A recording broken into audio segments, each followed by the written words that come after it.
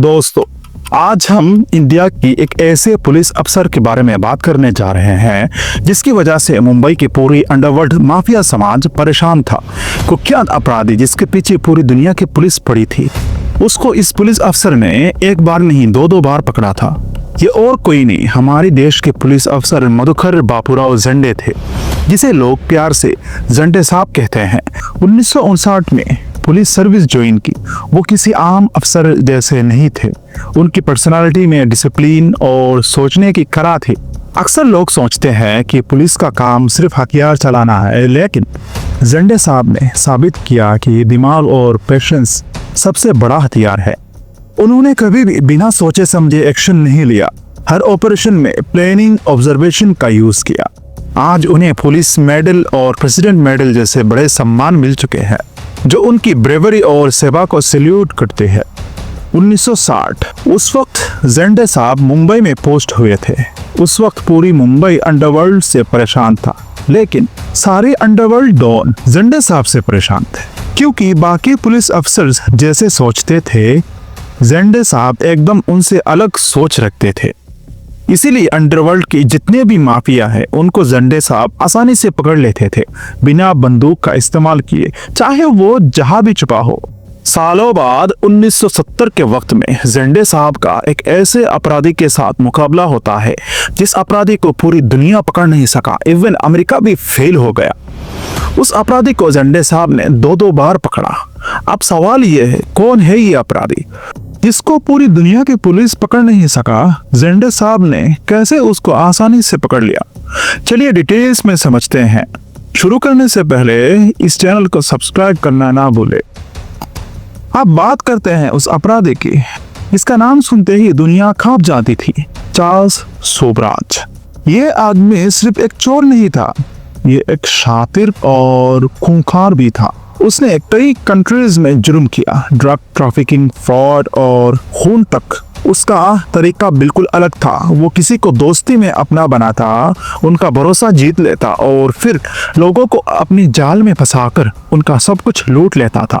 1970 में उसके जुर्म की कहानियां हेडलाइंस में छा गई थी। ऐसे खूंखार अपराधी को पकड़ना आसान नहीं था, क्योंकि उसका दिमाग हमेशा दूसरों से 2 कदम आगे रहता था। फिर भी झंडे साहब ने उससे दिमाग और हिम्मत से चैलेंज किया। अब आते हैं असली कहानी पर।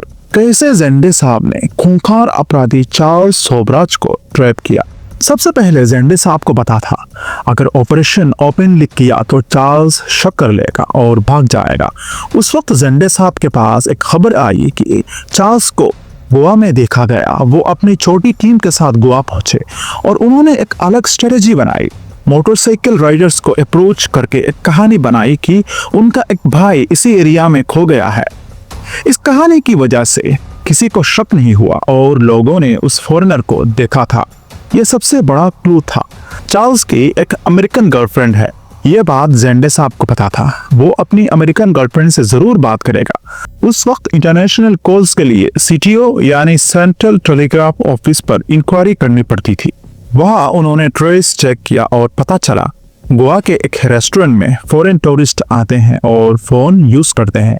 यही उनका अगला टारगेट बन गया। कई दिन वेट करने के बाद झंडे साहब को खबर आई, आज चार्ल्स यहाँ होगा। वो रेड शर्ट पहनकर और टीम के साथ टूरिस्ट बनकर रेस्टोरेंट में घुस गए। वहां भीड़ थी, एक वेडिंग फंक्शन भी चल रहा था, लेकिन झंडे साहब हर एंगल ऑब्जर्व कर रहे थे। तभी एक पद्मिनी कार से 2 लोग आए और उनका अंदाज अलग था। झंडे साहब ने समझ लिया ये वही है। जब वक्त आया तब उन्होंने अपनी सीट से उठकर पीछे से चार्ल्स को पकड़ लिया। चार्ल्स शॉक हो गया। झंडे साहब ने याद दिलाया, 1971 में तुम्हें अरेस्ट किया था। बस चार्ल्स समझ गया कि अब बचने का कोई रास्ता नहीं है।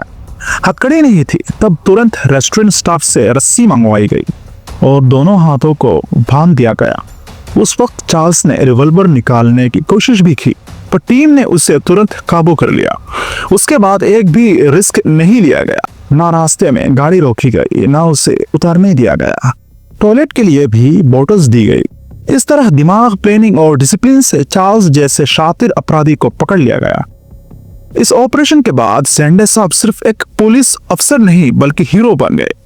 उन्हें बड़े नेशन एक्ट्रेस और देश भर में सम्मान मिला। राजीव गांधी, लता मंगेशकर, दिलीप कुमार जैसे बड़े नामों ने उनकी तारीफ की। उन्हें पुलिस मेडल और प्रेसिडेंट मेडल मिला और 37 साल के करियर में बिना एक भी गोली चलाए देश के लिए काम किया। सिर्फ चार्ल्स सोबराज ही नहीं, उन बाबरी मस्जिद दंगों के दौरान भी उन्होंने अपनी हिम्मत दिखाई। जब पुलिस वैन को गिरा दिया गया था उसको जलाने के लिए, तब भी उन्होंने बिना गोली चलाए भीड़ को शांत करके अपनी साथियों को बचाया।